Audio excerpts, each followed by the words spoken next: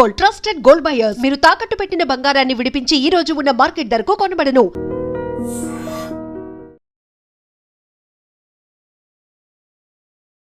భగవద్గీత, ఆ గీతని గనక మనం కరెక్ట్గా అర్థం చేసుకొని ఆచరించగలిగితే మన రాతే మారిపోతుంది అంటారు.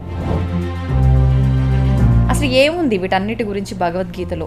భగవద్గీత చదివామంటే పుణ్యం వస్తుంది, భగవద్గీత గొప్పది, భగవద్గీత అంతది, ఇలా చెప్పుకుంటూ మనం కాలక్షేపం చేసుకుంటూ ఉన్నాం తప్ప సునీత విలియమ్స్ స్పేస్లో, అంతరిక్షంలో నాతో పాటు భగవద్గీతను తీసుకుని వెళ్ళాను. మరి ఆవిడికి ఎక్కడి నుండి వచ్చింది అంత ధైర్యం? మరి ఇప్పుడు మన ఇళ్ళల్లో కూడా భగవద్గీత ఉంటుంది, ఉన్నంత మాత్రాన మనకు ధైర్యం వచ్చేస్తుంది. భగవద్గీత ఏం చెప్తుందంటే కేవలము నీ శరీరము, నీ ఇంద్రియములు, నీ మనస్సు, నీ బుద్ధి, ఇవన్నీ కూడా, మన మనస్సు కూడా సూర్యకిరణాల్లాగే అన్ని వైపులో అన్ని ఆలోచనలు చంచలంగా ఉంటుంది. ఇవన్నీ తీసుకొచ్చి ఫోకస్ చేస్తుంది. కాబట్టి మీకు మీ అజ్ఞానం తొలగించి మీ స్వరూపాన్ని చూపెట్టాలి. ఎలాగైతే మేఘాలు కప్పి ఉన్నటువంటి సూర్యుడికి, ఆ యొక్క గాలికి మేఘాలు వెళ్ళిపోయిన తర్వాత సూర్యుడు ఎలాగైతే కనిపిస్తాడో, ఆ విధంగా మీకొచ్చి స్పష్టమైన మీ స్వరూపం ఏమిటి, ఈశ్వర్ అంటే ఎవరు, ఈ జగత్ అంటే ఏమిటి ఒక్కసారి చెప్తారనమాట. నమస్కారం, వెల్కమ్ టు ఐ డ్రీమ్. ధర్మ మార్గం విత్ విజిత కార్యక్రమానికి స్వాగతం.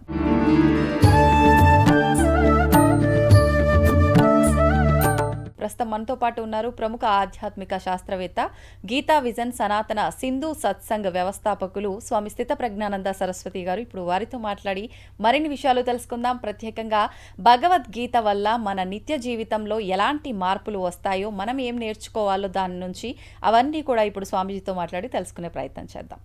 నమస్కారం స్వామీజీ. హరి ఓం. భగవద్గీత, ఆ గీతని గనక మనం కరెక్ట్గా అర్థం చేసుకొని ఆచరించగలిగితే మన రాతే మారిపోతుంది అంటారు. అంటే ఎటువంటి వృత్తిలో ఉన్నా, ఎటువంటి మనుషులైనా సరే, చిన్నవాళ్ళైనా పెద్దవాళ్ళైనా, వాళ్ళ లైఫ్ ఎలా ఉండాలి అనంటే సవ్యంగా ఉండాలి, అంతా మంచి జరగాలి, ఉన్న వృత్తిలో ఎదుగుదల ఉండాలి, మాకు అంతా మంచి జరగాలి అని చెప్పి కోరుకుంటారు.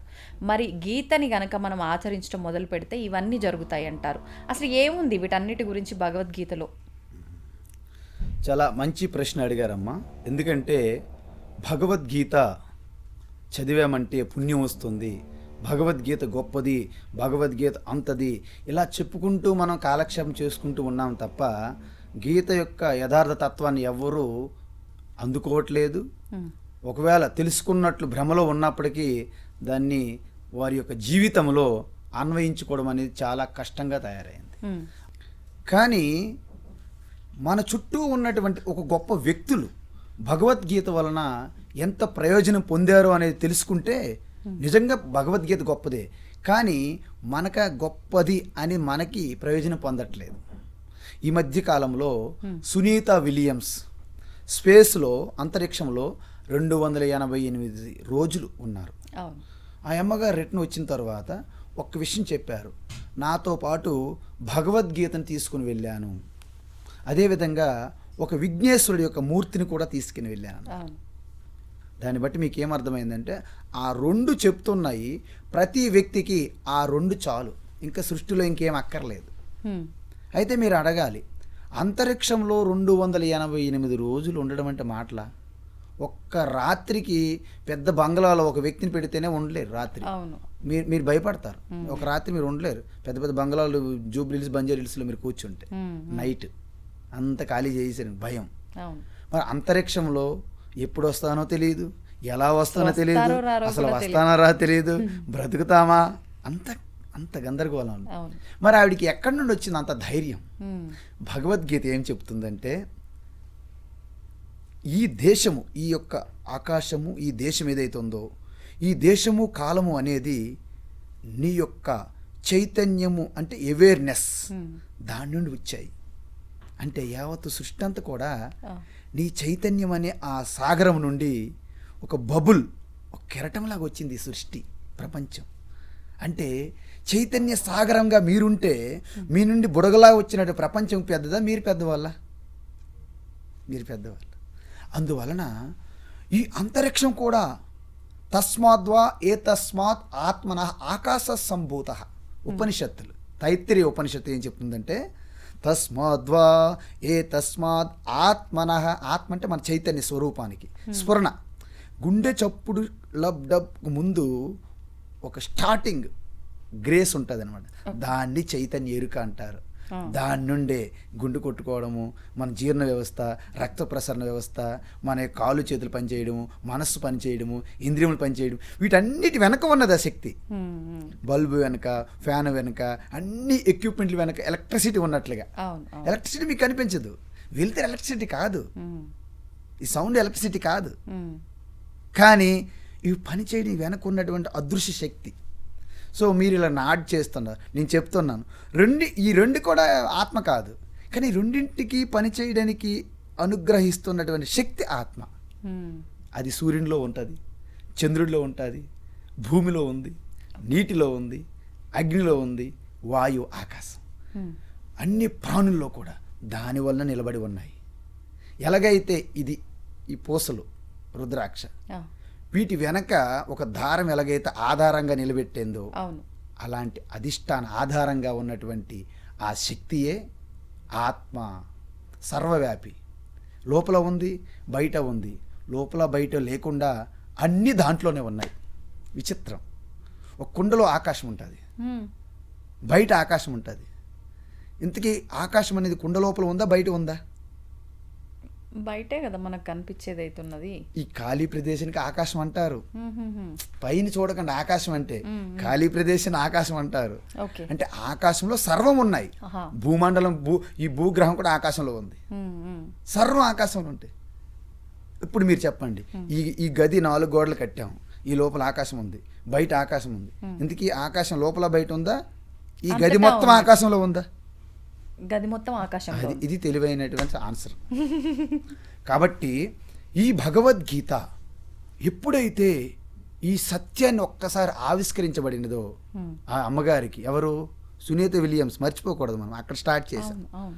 ఆవిడికి యావత్తు ఆ స్పేస్, అంతరిక్షం కూడా ఒక చిన్న డాట్గా అయిపోయింది అనమాట. Experienced, there is no fear. ఎవరి నుంచి భయపడతారు? ఆవిడ బిగ్గర్ దాన్ హోల్ యూనివర్స్. అందువలన ఆ శక్తి, ఆ fearlessness given by Gita knowledge. ఇప్పుడు అంటే ఆమె వెళ్ళేటప్పుడు కూడా భగవద్గీతని, వినాయకుడిని తీసుకెళ్ళింది కాబట్టి ఆమె ఆ ధైర్యంతో ఉండగలిగింది అని చెప్పన్నారు కదా. అంటే ఆమెతో ఉంచుకుంది, తీసుకెళ్ళి ఆమెతో పాటు ఉంచుకుంది అవి రెండు కూడా. మరి ఇప్పుడు మన ఇళ్ళల్లో కూడా భగవద్గీత ఉంటుంది, ఉన్నంత మాత్రాన మనకు ధైర్యం వచ్చేస్తుంది. అసలు ఏముంది అందులో, మనం చదవాలి, అర్థం చేసుకోవాలి, ఆచరించాలి కదా, అప్పుడే కదా అసలు ఏంది అనేది తెలుస్తుంది, ఆ ధైర్యం మనకు వస్తుంది. చాలా మంచి ప్రశ్న అడిగారు. ఆ అమ్మగారి దగ్గర గీత పెట్టుకోవడం వలన, వినాయకుడి యొక్క మూర్తి పెట్టుకోవడం వలన రాలేదు. భగవద్గీత యొక్క ఎసెన్స్ ఆవిడ తెలుసుకున్నారు. వాట్ టీచింగ్, భగవద్గీత ఏం చెప్తుందంటే, కేవలము నీ శరీరము, నీ ఇంద్రియములు, నీ మనస్సు, నీ బుద్ధి, ఇవన్నీ కూడా ఆ చైతన్యం నుండి ప్రకటమవుతున్నాయి. మళ్ళీ అప్రకటమవుతున్నాయి. ఇప్పుడు జాగ్రత్త అవస్థలో అన్ని ప్రకటమయ్యాయి. నిద్రపోయేటప్పుడు గాఢ నిద్రలో మీ శరీరం ఉందా, మీకు తెలుస్తుందా? అవ్యక్తంలోకి వెళ్ళిపోయాయి. అంటే కానీ గాఢ నిద్రలో నేను ఉన్నానని తెలుస్తుందా లేదా? ఎలా తెలుస్తుంది? తెలియదు. అంటే నిద్ర నుంచి బయటకు వచ్చిన తర్వాత నేను బాగా నిద్రపోయాను అంటున్నారా? మీరు బాగా నిద్రపోతే పక్కింటిలో బాగా నిద్రపోయారు అంటారా? అనరు. అంటే గాఢ నిద్రలో కూడా ఆ యాబ్సెన్స్ని మీరు సాక్షిగా చూస్తున్నారు. ఇప్పుడు వస్తువుల్ని, రూపంని చూస్తున్నాం. గాఢ నిద్రలో బ్లాంక్నెస్ చూస్తున్నాం. రెండింటిని కూడా సాక్షిగా దర్శిస్తున్నారు. విట్నెస్, ఆ సాక్షి, దట్ ఈస్ ఆత్మ. అందువలన మనకి సునీతా విలియమ్స్ గారు భగవద్గీతను పెట్టుకోవడం వలన, వినాయకుడి పెట్టుకోవడం వలన ధైర్యం కాదు. భగవద్గీత ఏమి చెప్పింది, ఆ ఎసెన్స్ని ఆవిడ పట్టుకున్నారు. పట్టుకున్నాక ఇప్పుడు భగవద్గీత ఎసెన్స్ మీరు ఫీల్ అవుతారు. మీరు ఒక్క క్షణం మొత్తం నేనేమీ వినట్లేదు, జస్ట్ టెంపరీగా ఒక సంకల్పం చేసుకోండి, నేను ఎటువంటి శబ్దంలో వినట్లేదు, నేనేమీ చూడట్లేదని నేత్రాలు మూసుకోండి, అన్నీ బంద్ చేసుకోండి. యు ఆల్రెడీ ఎంటర్డ్ ఇన్సైడ్ అనమాట. అంతర్ముఖం. మనసును కూడా కంట్రోల్, అంటే మనసును చూశారు, మనసు స్టాప్ ఫర్ టెంపరీ టైం, కొంత టైం వరకు మనసు ఆగు, ఏం ఆలోచన లేదు, కోరికలు వద్దు, సమస్తం అవసరం లేదు. ఒక్కసారి అన్నీ డ్రాప్ అయినప్పుడు కేవలము నేను ఉన్నాను అని ఒక్క అవేర్నెస్ మిగులుతుంది. That awareness is called Shiva. కానీ ఆ స్థితి రావడానికి చాలా సమయం ఎస్, పడుతుంది కదా. ఇప్పుడు వచ్చారు మీరు ప్రశ్న. ఇప్పుడు గీతలో ఎంటర్ అయ్యాం మనం. మీకు అర్థమవుతుంది కదా. You are so great, so wonderful speaker, or మీ యొక్క ప్రొఫెషన్లోను మీ బిజినెస్లోను you are top most, suppose I say. But still whenever your business will collapse you are shaking. కరెక్టే. Like Arjuna is a great warrior. అవును. But when you in the battlefield in front of guru and grandfather, తాతగారు, గురువు గారు అందరు చూసేసరికి కుటుంబ సభ్యులు. భయం. ఒక్కసారి షేక్ అయిపోయాడు, చేతులు ఉనికి, అవును. ధనసు జారిపోయింది, మొత్తం కాలు కదిలిపోతున్నాయి, మనసు తిరుగుతుంది, కళ్ళు తిరుగుతున్నాయి, చక్కెర కొడుతుంది అంటారు చూసారు, చక్కెర కొట్టిందండి. అంతేంటి ఒక్కసారి ఎందుకు అది వచ్చింది అలాగా? Attachment first. ఓ బంధాలు. మీరు ఎంత ఏ వస్తువుకైనా వ్యక్తికైనా సంబంధమైన ఆలోచన దేనికైనా మీరు ఎంత బలంగా అటాచ్ అయి ఉంటారో అంత ఇన్సెక్యూర్ ప్రాబ్లం వస్తుంది, పోగొట్టుకుంటానని. ఓకే, వాస్తవం. దాని యొక్క రిజల్ట్ మనం ఎంత అటాచ్ అయి ఉంటామో. సపోజ్ ఇది పాడ్కాస్ట్ మీద మీరు బాగా అటాచ్మెంట్ పెట్టుకున్నారు అనుకోండి, అది పోయింది, మీరు షేక్ అయిపోతారు ఒక్కసారి. కరెక్ట్. మీ ఫోన్ మీద ఎంత అటాచ్మెంట్ పెట్టుకున్నారు అనుకో, ఫోన్ పనిచేయలేదు, షేక్ అయిపోతారు.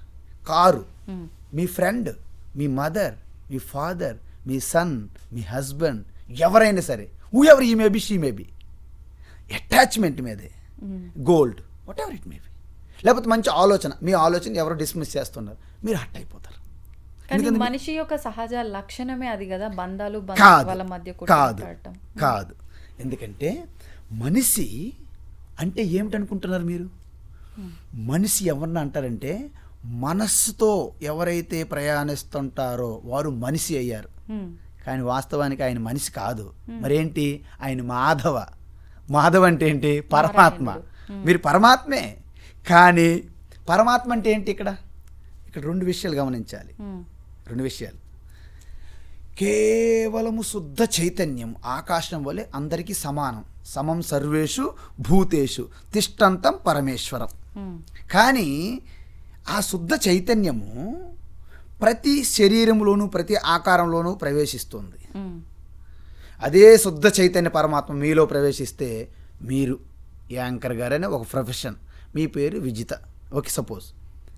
అదే పరమాత్మ మీ నుండి విజితగా ప్రకటమయ్యింది అంటే మీ మనసు ద్వారా ప్రకటన అవుతుంది. కాబట్టి మీరు మనిషి అయిపోయారు. మీరు మనిషి కాదు, మీరు మనిషి అయిపోయారు అన్ఫార్చునేట్గా, దురదృష్టవశాత్తు. అదే పరమాత్మ దీంట్లో ప్రవేశించినప్పుడు స్వామీజీ అయిపోయారు. నేను స్వామీజీ కాదు, ఆయన పరమాత్మే, మీరు పరమాత్మే. అయితే మరి ఇందులో ఎప్పుడైతే ప్రవేశించిందో దీన్ని కంట్రోల్ చేసిన పవర్ ఒకటి ఉంది. ఏంటి? మనస్సు ద్వారా వెళ్తున్నటువంటి వ్యవహారం అంతా మనిషిగా మార్చేసి సంసారంలో పడేస్తుంది. మరి మనిషి నుండి ఎప్పుడైతే మనస్సు వ్యవహారాన్ని మనం సైడ్కి పెట్టగలుగుతామో దాన్ని సాధన, తపస్సు అంటారు. అప్పుడు మనస్సుని ప్రయత్నపూర్వకంగా మీరు సైడ్ పెడితే మళ్ళీ చైతన్య వైపు మీరు షిఫ్ట్ అనమాట, జస్ట్ ఒక జర్క్ అనమాట. దాన్ని ఇన్నర్ జర్నీ అంటారు, దాన్ని ఇన్నర్ ఇంజనీరింగ్ అంటారు. పెద్ద పెద్ద మంచి మంచి పదాలు వాడతారు ఇంగ్లీష్లో. ఇన్నర్ ఇంజనీరింగ్, ఇన్నర్ ట్రాన్స్ఫర్మేషన్ అన్నీ వింటుంటారు, మీరు వినండి కావాలంటే. ఈ పెద్ద పెద్దలు ఉన్నాయిలేండి, పెద్ద ఆర్గనైజేషన్లు ఉన్నాయి వరల్డ్ వైడ్. సో ఈ ఇన్నర్ జర్నీ, అందుకే మనకి లలితా సహస్రనామము, విష్ణు సహస్రనామం ఇలాంటి పేర్లు చెప్తారు. అంతర్ముఖ సమారాధ్య. మీరు అంతర్ముఖంలో వస్తే మీకు నేను ప్రత్యక్షం అవుతాను అని లలితదే చెప్పారు. మనమేంటి బహిర్ముఖ సుదుర్లభం చెప్పడం కూడా అక్కడ జరిగింది. మీరు ఎంతవరకు బహిర్ముఖం వెళ్ళిపోతే నాకు కారు కావాలి, నాకు బంగ్లా కావాలి, నాకు ఫ్రెండ్స్ కావాలి, నాకు పుత్రుడు కావాలి, నాకు పుత్రికలు కావాలి, ఈ అధికారం కావాలి, పవర్ కావాలి, డబ్బు ఇవన్నీ బహిర్ముఖమే కదా. అంటే ఆవిడేమంటుంది? నాకంటే మీరు దూరం వెళ్తున్నారు, నా నుంచి మీరు దూరం వెళ్తున్నారు అని చెప్తూనే ఉంది ఆవిడ. అంటే ఓకే పర్లేదు, తర్వాత రిటైర్మెంట్ చూసుకుంటాం ఈ సంగతి అని మనం చెప్పేస్తున్నాం ఆవిడికి. చూసారా? సో ఈ విధంగా మనం అటాచ్మెంట్ అవ్వడము, ఇది మీ స్వరూపం కాదు, మీరు ఆత్మస్వరూపం. అయితే ఇంతకీ ఆత్మస్వరూపం ఏంటి స్వామి అని మీరు అడగాలి. ఆత్మ అంటే అనంతమైనటువంటి దేశము, కాలము, సమయానికి, ప్రదేశానికి పరిమితం కాకుండా అనంతమైన ఆనందాన్ని ఆత్మ అంటారు. సెక్యూరిటీ. ఆత్మకి ఏది ఉండదు అంటారుగా, ఆనందం ఎలా కలుగుతుంది? నేనేమంటున్నానంటే ఆనందం పొందేవారు మరి ఉండరు, ఆనందమే మిగిలిపోతుంది. మీకు అర్థమవుతుందా? కేవలం ఆనంద స్వరూపం అనుభవించిన వాళ్ళు మరి ఉండరు. అంటే ఎలాగంటే కేవలము ఒక ఉనికిగా ఉంటుందమ్మా, ఉనికి. ఆ ఉనికియే ఇంటెలిజెన్స్గా వ్యక్తం అవుతుంది. ఓకే, ఇంటెలిజెన్స్గా. ఆ ఇంటెలిజెన్స్లో ఏమవుతుందంటే ఇంకెటువంటి అజ్ఞానము, వికారాలు, మోడిఫికేషన్స్ ఉండవు అనమాట. దాన్ని ఆనంద అనుభూతిగా ఉండడమే తప్ప నేను ఇంత ఆనందం పొందానని ఎవరు మరి మిగిలి ఉంటారు. మీకు ఇంతకుముందు చెప్పాను ఒకసారి, ఎలాగైతే ఉప్పు బొమ్మ సముద్రం నీటిలో నేను వేరు సముద్రం వేరని మొదట ప్రయాణం జరుగుతుంది. వెళ్తూ వెళ్తూ లాస్ట్కి ఏమైంది? రిపోర్ట్ చేయడానికి ఇంక ఉప్పు బొమ్మ ఉండదు. It is melting in. మనము కూడా ఈ బాహ్య ప్రపంచం నుంచి ఒక స్టెప్, మీరు నేత్రలు మూసుకున్నారనుకోండి, వినట్లేదు అనుకోండి, బాహ్య ప్రపంచం మరి లేదు. ఏం మిగిలింది? శరీరం మిగిలింది. సో శరీరం అనేది కూడా ఒక్కసారి మనం ఒక డైరెక్షన్లో పెట్టాలి. మీకు విషయం చెప్పిన, ఎప్పుడైతే మీ స్వరూపం మీద మీరు దృష్టి పెట్టి మీరు ధ్యానం చేయగలుగుతారో, మొదట ధ్యానం చేస్తాము కానీ ధ్యానం చేసేది కాదు, అది ఒక స్వరూప స్థితి, అది ఉంటుంది అంతే. ఎలా వస్తుంది? ఎలా వస్తుందంటే మీకు ధ్యానం గురించి ఒక విషయం చెప్తాను. సపోజ్ మీకు ఒక బిడ్డ ఉన్నారు, చిన్న అలాగ బంగురుతున్నారు, ఐ మీన్ 4 కాళ్ళతో క్రాలింగ్ అంటాం కదా, పాకుతూ ఉంటారు. మీరు వండుతున్నారు, వంట ఇంపార్టెంట్, అర్జెంట్గా వెళ్ళాలి బయటికి, అక్కడ ప్రాగుతున్నారు. మీరు వంట వండుతూ ఆ క్యారిడార్ నుంచి పడిపోతాడేమో, ఎందులో పడిపోతాడేమో, మీ దృష్టి ఎక్కడ ఉంటుంది? పాప పైన ఉంటుంది. మరి మీ వంట రెండింటిని బ్యాలెన్స్ చేస్తాం. బ్యాలెన్స్ కాదు, జస్ట్ మాన్యువల్గా మెకానికల్గా వంట చేస్తారు. నిజం, మెకానికల్గా వంట చేస్తారు. మన ఏకాగ్రత, మన ధ్యాస అంతా బిడ్డ వైపు ఉంటుంది. ఎందుకంటే వంట పోయినా పర్వాలేదు, బిడ్డపోతే మళ్ళీ బిడ్డ వస్తారు ఏంటి, ఎందుకంటే రారు. ఇప్పుడు మీరు చెప్పండి, 2 సమానం బ్యాలెన్స్ అన్నారు, తప్పు అది. మీ ఎక్కువ దృష్టి ఎక్కడ ఉంటుంది? పాప పైన. ఎగ్జాక్ట్లీ, చూసారా? కాకపోతే మీరు మెకానికల్గా వంట మాత్రం జరుగుతుంటారు. అర్థమైందమ్మా? అంటే పనులు 2 జరుగుతాయి, కాకపోతే ఫోకస్ బిడ్డ, ఉంటుంది. ఆ బిడ్డ మీద ఉన్నటువంటి దృష్టిని ధ్యానం అంటారు. ఎక్కడ వెళ్ళిపోతుంది, పడిపోతుంది, అదే ఉంటుంది అనమాట. ఇది జస్ట్ చేస్తుంటాం అనమాట. అందుకే రమణ మహర్షి దగ్గరికి వెళ్ళి వెళ్ళని చాలామంది, రమణ మహర్షే కాదు, వివేకానంద స్వామి దగ్గరికి కూడా వెళ్ళి ఒకరు అడిగారు ధ్యానం అంటే ఏమిటి అన్నారు. ఆయన అన్నారు, ఒక బిడ్డ చిన్నపిల్ల అడిగారు వెళ్ళి, అయితే ఒక రొట్టె తీసుకురా అన్నారు. రొట్టె అనగా మంచిదేగా, రొట్టె తీసుకొచ్చారు. ఆగు అన్నారు. నేను ఓం అంటాను, రొట్టె తినడం స్టార్ట్ చేయి. మళ్ళీ రెండోసారి ఓం అంటాను, టక్కన ఆపేయాలి. వెంటనే వివేకానంద స్వామి అన్నారు, ఓం అన్నాడు ఆయన. ఆ పిల్ల బాయ్ కానీ గర్ల్ కానీ రొట్టె తినడం మొదలెడుతున్నారు. తింటున్నారే కానీ ఎప్పుడు ఓం అంటాడా అని అటే దృష్టి మొత్తం ఉందని ధ్యానం. తదేకంగా చూడండి, మన రన్నింగ్లో కూర్చుంటాం, రింగ్లో అలాగా పొజిషన్లో ఉంటారు. ఒక్కసారి విజిలేస్తే ఎవరు చూసారా, వాళ్ళ దృష్టి ఎలా ఉంటుంది? వాళ్ళు ధ్యానంలో ఉన్నారు ఆ టైంలో, మనకు తెలియదు కానీ కంప్లీట్గా మెర్జ్ అయిపోయిన ఉంటాం. ఆయన ఎప్పుడు విజిలేసేస్తాడా? అది ధ్యానం. ఆ విధంగా ఓం అంటారు, ఎప్పుడు ఓం అంటారని తింటున్నా కానీ ఓం మీదే దృష్టి. సరే అవి తినేసారు, ఓం అన్నారు, అయిపోయింది. అప్పుడు అడిగారు, మీరు బ్రెడ్ తినేటప్పుడు, రొట్టె తినేటప్పుడు మీ దృష్టి ఎక్కడ ఉంది? మీరు ఎప్పుడు ఓం అంటారని అదే మీద నా దృష్టి ఉందని చెప్పారు. దట్ ఈస్ ధ్యానం. అంటే ఏకాగ్రత. ఎగ్జాక్ట్లీ. అంటే మనిషి శుద్ధ చైతన్య పరమాత్మ నుండి అనేక పొరలుగా బయటకు వచ్చేసాడనమాట. అంటే చూడండి, శుద్ధ చైతన్యంకి ఏమీ లేదు, దానికి మనస్సు అనే ఒక అత్యంత సూక్ష్మమైన ఒక ప్రకృతి ఆడయింది. దాంట్లో ప్రతిబింబం అంటే రిఫ్లెక్ట్ అయింది. ఎలాగైతే గోడ మీద మనము అద్దం పెడితే మన ముఖం ఎలా కనిపిస్తుందో, మనస్సు అనే ఆ నీటిలో శుద్ధ చైతన్యం అనే ఒక ప్రతిబింబం కనిపిస్తుంది. దానివల్ల చేతన పొందుతుంది. మనసు జడము, ఇనర్ట్, బట్ చేతన పొందుతుంది. దాని మూలంగా ఇంద్రియములన్నీ, అంటే నేత్రములు, చెవులు, ముక్కు, నాలుక, చర్మం, వీటికి ఇంద్రియములు అంటారు. అంటే వాటి ద్వారా మనం జ్ఞానం పొందుతున్నాం కాబట్టి. సో అవి అక్కడ నుండి అవి కూడా చేతన పొందుతున్నాయి. దాని నుండి తద్వారా డెడ్ బాడీ అయినటువంటి ఇనర్ట్ బాడీ ఇది కూడా చేతన పొందుతుంది. సో దీని ద్వారా వ్యవహారం మనకి జరిగిపోతుంది. ఇప్పుడు ఎన్ని స్టెప్పుల కింద జారిపోయాము, శుద్ధ చైతన్యాలు ఏమి లేవు. మనసు దిగాము, ఇంద్రియములు దిగాము, చర్మం మన శరీరంకి దిగాము లెవెల్కి, శరీరం నుండి మన కారుకు దిగాము, కారు నుండి అన్నిటికీ దిగాము మనం, వ్యవహారాలు పడ్డాం. ఇప్పుడు మన జర్నీ ఏంటి? ఒక్కొక్కటి వదులుకుంటూ లోపలికి వెళ్ళాలి. ఎక్కడి నుంచి బయటకు వచ్చామో బయట నుంచి ఒక్కొక్కటి వదులుకొని వెళ్ళాలి. ప్రపంచం వదులుకోవాలి. అంటే పుత్ర మిత్ర కలత్ర భార్య, భర్త, పుత్రులు అంటే వదిలేమంటే విడిచిపెట్టడం కాదు, మానసికంగా వీళ్ళు నాతో ఉన్నారే తప్ప వీళ్ళంతా సినిమాలాగా అది 2.5 గంటల ఆట, ఇదేమో ఒక 60 సంవత్సరాలు 70 సంవత్సరాల ఆట. జీవితకాలం ఆట. ఇది కూడా ఆటే. స్వప్నం అనేది 1 నిమిషంలో ఆట, బయట జాగ్రత్త అనేది 24 గంటలు. కానీ అలా ఆట అని చెప్పి మనం అట్లా ఆర్టిఫిషియల్గా అట్లా ఎట్లా ఉంటాం? మన రక్త సంబంధం ఇప్పుడు మా పాయింట్కి వచ్చారు మీరు. అంటే ఎప్పుడైతే మనం జనరల్గా మనం అజ్ఞానంతో వచ్చాం కాబట్టి ఈ శరీరం పొందాం. అంటే సంచిత కర్మ అని మీ అకౌంట్ ఉంటుందమ్మా. ఆ అకౌంట్లో ఫోర్స్ఫుల్గా ఏవైతే ఎక్కువ తీవ్రమైన కోరికలతో ఉంటాయో ఆ కోరికలకు సంబంధించినటువంటి వాసనలు ప్రారబ్ధ కర్మ అంటారు. దాని నుండి శరీరం వస్తుంది అనమాట, పొందుతారు మీరు. వాటిని మీరు వాడుకోవడానికి, ఆ కోరికలతోటి ఆ అనుభవాలు పొందడానికి మీ శరీరం పొందారు. మంచి కర్మల చెడు కర్మల ప్రారబ్ధ కర్మల నుంచి శరీరం ప్రారబ్ధము కర్మ అంటే 2 ఉంటాయి దాంట్లో. 2 ఉంటాయి. ఎందుకంటే మీకు సుఖము అనుభవిస్తుంటారు, దుఃఖము అనుభవిస్తుంటారు. మీకు సుఖం ఇచ్చేది పుణ్యకర్మ, మీకు దుఃఖం ఇచ్చేది పాపకర్మ. 2 మిక్సర్ వల్లనే శరీరం వస్తుంది. అంటే ఇప్పుడు ఎక్కువగా కష్టపడుతున్నాము, ప్రతినిత్యం ఏదో ఒక విషయంలో బాధపడుతున్నాము అని అంటే ప్రారబ్ధంలో దుఃఖం ఎక్కువగా పాపకర్మలో. కానీ కొంతమంది ఇలా కూడా చెప్తారు కదా, ఇప్పుడు ఎక్కువగా కష్టాలు అనుభవిస్తున్నావు అని అంటే నీ కర్మ తొలగిపోయే సమయం వచ్చింది, భగవంతుడిలో ఐక్యం అవ్వబోతున్నావు. కాదు మీరు ఐక్యం ఎప్పుడు అవ్వరు. ఎప్పుడు ఐక్యం అవుతారంటే మీరు తెలుసుకుంటే ఐక్యం అయిపోతారు. ఇప్పుడు కుండ ఉంది, కుండ ఏమంటారు, చాలామంది ఏమంటారంటే కుండ అలాగ ఉంటూ జీవించి అరిగిపోయి అలాగ ఊడిపోయి చివరికి ఐక్యం అవుతుంది మట్టిగా. కుండ అలా కావద్దు. కుండగా ఉన్నప్పుడు కూడా నేను మట్టే, నేను కుండ కాదనుకుంది అనుకోండి, అప్పుడే అయిపోయింది, ఐక్యం అయిపోయింది కదా. మీరు చెప్పండి, కుండలో ఏమైనా మట్టి కంటే భిన్నంగా ఏమైనా ఉందా? ఏం లేదు. మరి అది తెలుసుకోవడానికి జీవితం అంతా వెయిట్ చేయాలా? మనం కూడా అంతే. మనం చూస్తున్నాం, చూపు వెనక ఆ యొక్క పరమాత్మ చైతన్యం ఉంది. తెలుసుకుంటే మీకు అనుభవంలోకి వస్తుంది. ఎలాగొస్తుంది తెలుసు అంటే అందరికీ రాదు. ఎందుకు రాదంటే దానికి ఒక ఇన్స్ట్రుమెంట్ ఉండాలి. ఇప్పుడు లోపల ఏం జరుగుతుంది అంటే మీరు చూసినా నేను చూసిన చూడలేము, అది స్కాన్ చేస్తే తెలుస్తుంది.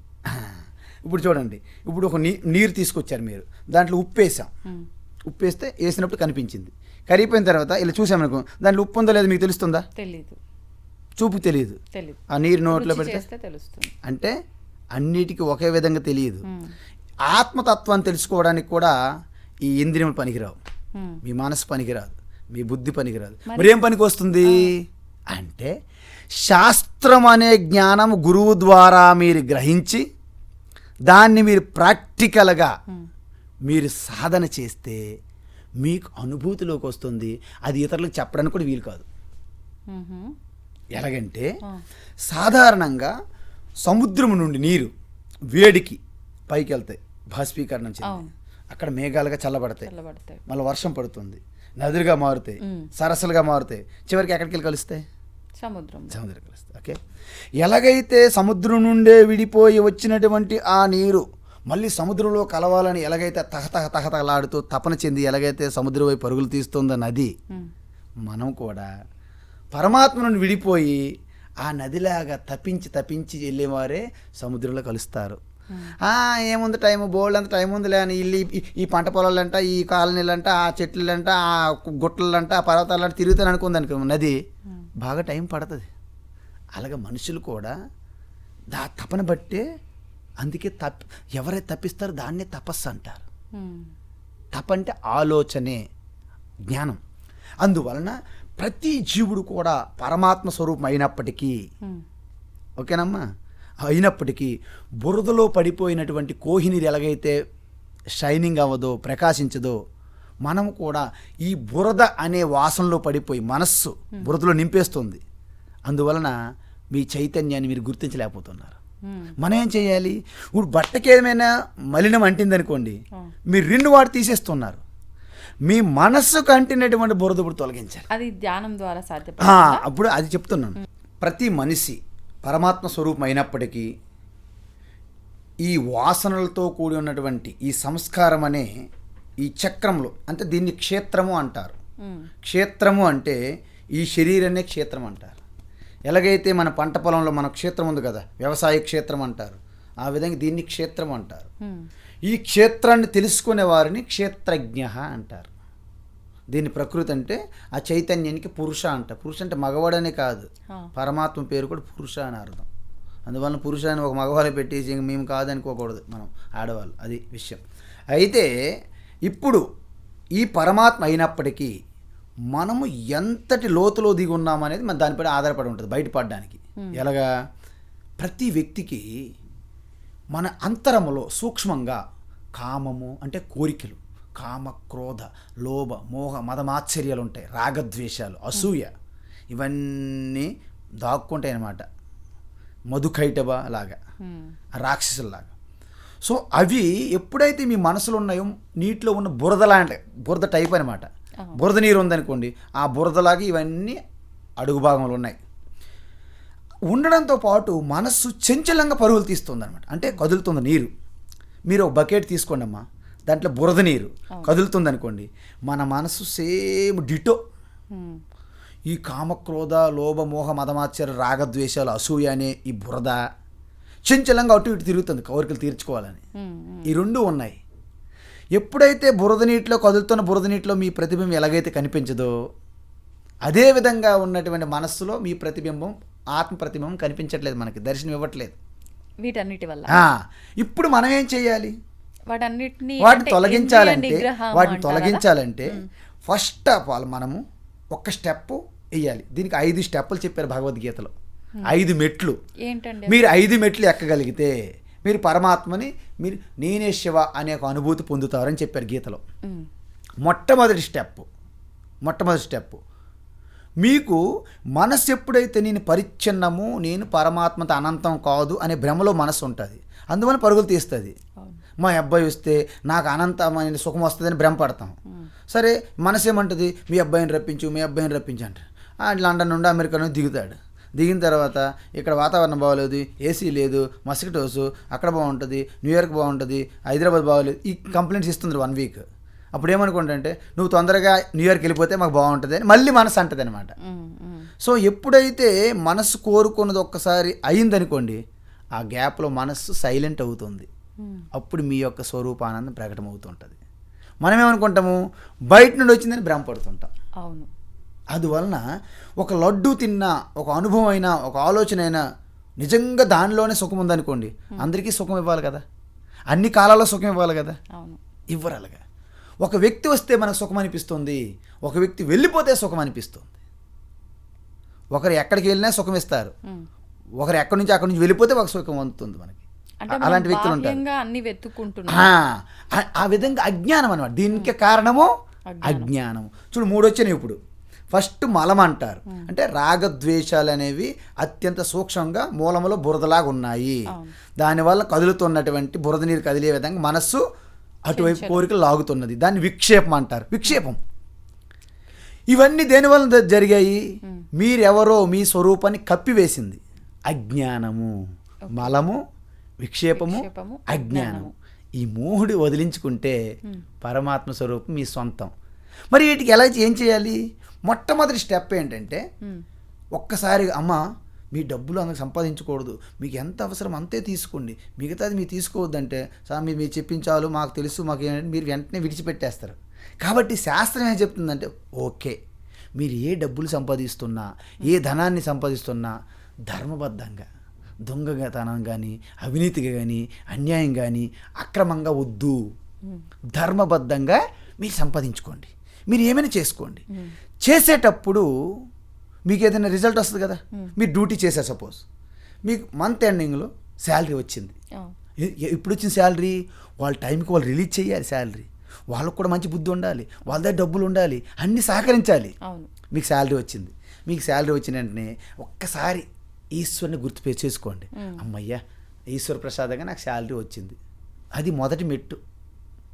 అంటే ఏంటి అర్థము? మీ కోరికలు తీర్చుకుంటున్నారు ధర్మబద్ధంగా, వచ్చినటువంటి రిజల్ట్స్ని ఈశ్వర ప్రసాదం అన్నారు, ఒక భావన చెయ్యమన్నారు. మొదట ప్రతి ఒక్కరు చేయగలరు కదమ్మా, చేయొచ్చు కదా, ఏమైపోయింది? ఇది మొదటి స్టెప్. కొంతకాలం అయ్యేసరికి ఈశ్వర ప్రసాదంగా వస్తే నిజంగా అంతా ఈశ్వర ప్రసాదంగా వస్తుంది కాబట్టి నేనేంటి చేసేది, ఆయన అవకాశం ఇస్తేగా చేస్తున్నాను. అందువలన మీ డ్యూటీ చేస్తున్నప్పుడు కూడా 2వ మెట్టు ఎక్కుతారు మీరు. ఎలాగా? అంత ఈశ్వరార్పణం. అంతే. ఏది నా నుండి వెళ్ళిపోయినా ఈశ్వరార్పణం, ఏది నాకు వచ్చినా ఈశ్వర ప్రసాదం. ఈ భావన మెయింటైన్ చేశారు అనుకోండి, సపోజ్ మీరు రెండో మెట్టు ఎక్కినట్టు. అప్పుడు ఏమవుతుంది తెలుసా, మీలో ఈ రాగద్వేషాలు మలినాలు ఉండవు. ఎదుటి వాళ్ళు పొందుతున్నా ఓకే ఈశ్వర ప్రసాదం ఆయనకు వచ్చింది కదా, నాకు ఈశ్వర ప్రసాదం వస్తుంది, ఏం చేసినా ఈశ్వరుడికి పూజ అవుతుంది కదా. ఈ భావన వలన మీలో ఉన్నటువంటి ఆ బురదగా ఉన్న రాగద్వేషాలు తగ్గిపోతాయి, తగ్గుతున్నాయి కదా. తగ్గేటప్పుడు ఎప్పుడైతే బురద సెటిల్ అయిందో ఒక కొంతకాలం పాటు బకెట్ నీరు పెట్టి అలా అడుగుకి వెళ్తుంది బురద, ఈ కదిలించడం ఆపేయాలి మనం. సో మనసు విక్షేపం పోవాలంటే మనం దేని మీదకు ఒకవైపు మనసును మళ్లించాలి. మనసు ఒక గోస్ట్ అనమాట, పవర్ఫుల్ గోస్ట్ అనమాట, దయ్యం. దానికి ఒకవైపు మళ్లించాలి. అందువలన ఫస్ట్ ఏం చెప్పారంటే మీరు ఉపాసన, ధ్యానం. అంటే ఇది గురువు సమక్షంలో తీసుకోవాలా, ఎవరికి వాళ్ళు నార్మల్గా చేసుకోవచ్చు? గురువు అయినా, వ్యక్తి అయినా, మీ ఫ్రెండ్ అయినా, అమ్మ అయినా, నాన్న అయినా, ఎవరైనా ఫస్ట్ మీకు తెలియజేయాలి కదా. అవును, ఎవరనేది ఇంపార్టెంట్ కాదు ఇక్కడ, మీకు తెలియాలి. సపోజ్ మీ యొక్క ఇష్టాలకు ఆధారపడి ఉన్నటువంటి ఒక దేవతా స్వరూపాన్ని ప్రవేశపెట్టారు. కృష్ణ, రామ, పార్వతి, సరస్వతి, గణేష, సుబ్రహ్మణ్యం, ఏదో ఒకటి. లేకపోతే ఉదయాన్నే కనిపిస్తుంది సూర్య భగవాన్, ఏదో ఒకటి. దాని మీద మీరు దృష్టి పెట్టి ధ్యానం చేస్తున్నారనుకోండి, దాన్ని ఏకరూప ఈశ్వర ధ్యానం అంటారు. ఏకరూప, ఒకే రూపం. మీరు మిగతా అన్నిటి బదులు వదిలిపెట్టేశారు, ఒక్కదాన్ని పెట్టారు. అప్పుడు మీకేమొస్తుంది తెలుసా, మీలో ఏకాగ్రత సిద్ధిస్తుంది. అంటే సూర్యకిరణం అంతా పడతాయి కదమ్మా, మనము భూతార్థం పెట్టి ఒక్క దగ్గర ఇలా పెట్టామనుకోండి, ఏమవుతుంది, అన్ని ఒక దగ్గర ఫోకస్ అవుతున్నాయా. మన మనసు కూడా సూర్యకిరణాల్లాగే అన్ని వైపులో అన్ని ఆలోచనలు చంచలంగా ఉంటుంది. ఇవన్నీ తీసుకొచ్చి ఫోకస్ చేస్తాం. అర్థమైందా? ఒక్కసారి నదికి మనము బ్రిడ్జ్ చేసాం, గేట్ కొట్టుకుపోతుంది. మరి ఏం చేయాలి, కెనాల్స్ డైవర్ట్ చేయాలి. ఈ మనస్సు అనే భయంకరమైనటువంటి ఫ్లడ్డింగ్ రివర్, దీన్ని ఒకసారి అడ్డుకట్టేసాం. మరి దానికి ఎటు దారి చూపెట్టాలిగా, ఇటువైపు చూపెడతాం అన్నమాట. ఏకరూప ఉపాసన ధ్యానం వైపు మనసు పెట్టాలి. ఓకేనా? అందువలన మనస్సు ఎలాంటిదంటే, ఒక కథ చెప్పాను ఇంతకుముందు. ఎవరైతే ఒకరు మంత్రదీక్ష చేసి ఒక శక్తి పొందుతారు, వాళ్ళకు ఒక శక్తి ప్రత్యక్షమైంది. నువ్వు నాకు పని చెప్తావా, నేను తినేయాలా అన్నది, చంపేయాలా అన్నది. పని బోల్డ్ అంత పని ఉంది, ఇంకేమైంది, ఇష్టమని పని చూపెట్టాడు. క్షణాల్లో పని చేసిందనమాట ఆ శక్తి. మరి అలాగ వదలట్లేదు శక్తి. అప్పుడు ఇంకేం చేస్తాడు, గురువు గారు వెళ్ళారు పరిగెత్తుకుంటూ. గురువు అన్నాడు, ఒక పని చేయి, ఈ శక్తిని నువ్వు తప్పించుకోవాలంటే మీ ఇంటి ముందు ఒక ధ్వజస్తంభం వేయమని చెప్పు. వెళ్ళారు, ఏ శక్తి కమ్, ఇక్కడ ఒక ధ్వజస్తంభం పట్ట. అది జారిపోతుంటే తెలుసు కదా మనకు ధ్వజస్తంభం అంటే కొంచెది. ఏం చేయాలి, ఇప్పుడు కింద నుంచి పైకి, పై నుండి కిందకి, నేను రమ్మని చెప్పినంత వరకు నువ్వు కిందకి పైకి వెళ్ళడమే నీ పని. వెళ్తుంటుంది. ఏదైనా పని ఉంటే hey come here, do your this work. And same మనస్సేమ శక్తి లాంటిది అనమాట. మీరు దాన్ని వదిలిపెట్టారో మిమ్మల్ని తినేస్తుంది. అప్పుడు ఏం చేయాలి, మైండ్ ఇదిగో ఈ సూర్యుడు భగవాన్ మీద ధ్యానం చేస్తుంది. మనకి వర్క్ వచ్చింది అనుకోండి, ఆగు ఈ పని చేయి, మార్కెట్కి వెళ్ళాలి, కూరగాయలు తీసుకురా, పని ఏం లేదు, మళ్ళీ ధ్యానం చేయి. ఆ విధంగా వాడుకోవాలి మనసుని. ఈ విధంగా చేస్తే మొదట మీరు ఈశ్వరార్పణంగా కర్మలు చేయడము, వచ్చింది ఏ రిజల్ట్ అయినా ఈశ్వర ప్రసాదం వల్ల నాకు వచ్చింది, లేకపోతే రాదు. ఎవరైనా అడ్డుకోవచ్చు. మీ శాలరీ మీద తీసుకెళ్లారు, వాస్తవం అది, మీ శాలరీ మీద తీసుకెళ్లారు, మధ్యలో దొంగడు కొట్టుకుపోయాడు, అంతే. మన చేతికి వచ్చినాక ఈశ్వర ప్రసాదం మీకు ఉండాలి. అది గుర్తించాలి. ఆ గుర్తించడమేనమ్మా స్పిరిచువాలిటీ. ఇవన్నీ పనికి మాలినటువంటి ఎంత డబ్బులు ఒళ్ళు హోనం చేసుకొని, అప్పులు చేసుకొని, వ్రతాలు, యజ్ఞ యాగాలు, పెద్ద ప్రకటనలు ఇచ్చుకొని టీవీల్లోనూ ఇవన్నీ చేస్తే ఇవి అనుకుంటాను ఆధ్యాత్మికత కాదు. That is not a spirituality, simple spirituality. ఇవి కూడా కాదా? ఏవి చేసినా మీ ఉద్దేశం ఇంపార్టెంట్ అని చెప్తున్నాను నేను. ఉద్దేశాన్ని పట్టుకోమంటున్నా, మీరు పైపైన పట్టుకోకూడదు. ఒక ఉద్దేశం పవర్ఫుల్ అనమాట. అందువలన పూజకోటి సమం స్తోత్రం, పూజకోటి సమం స్తోత్రం అంటే చెప్తాను.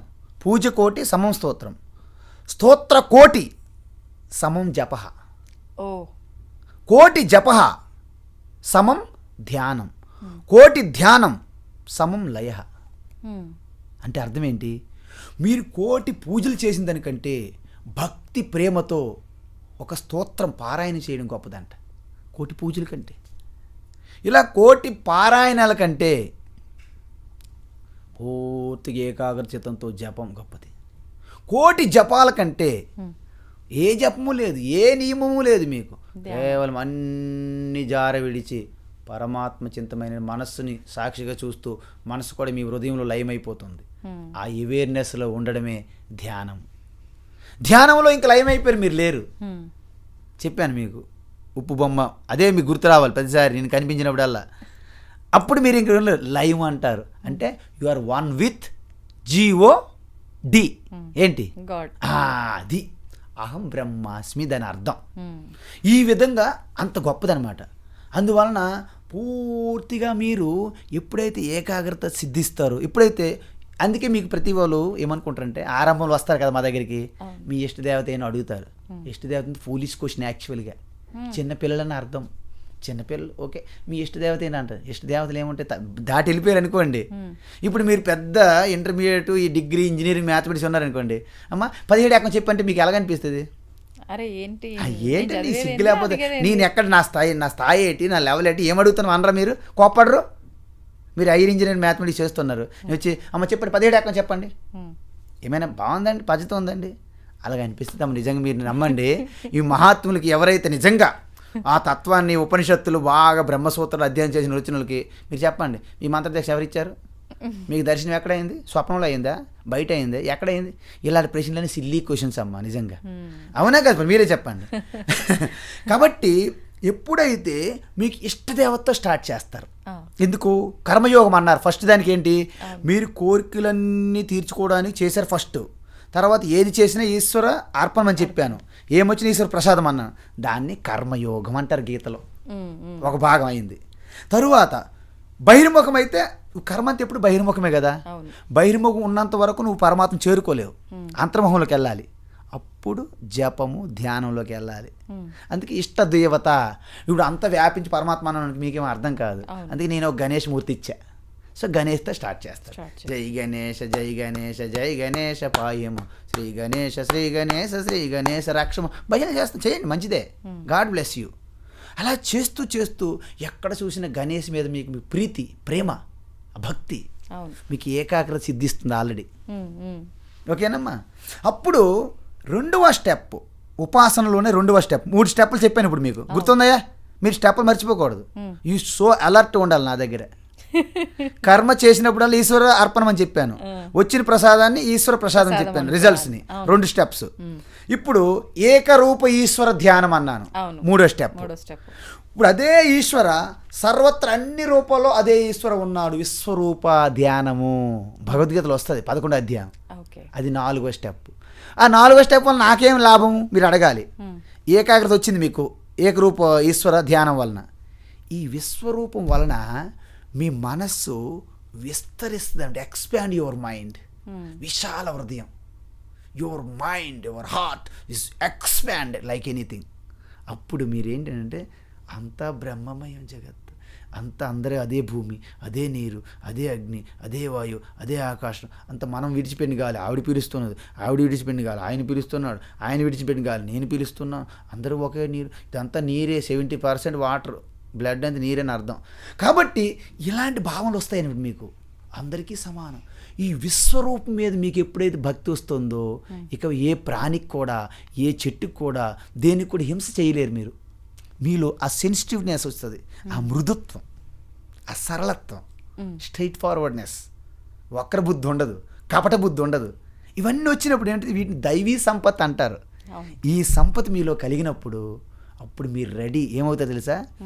మీలో మలినం పోయింది, రాగద్వేషాలు బురద పోయింది, చంచలత్వం మనసు తిరుగుతుంది, అది పోయింది.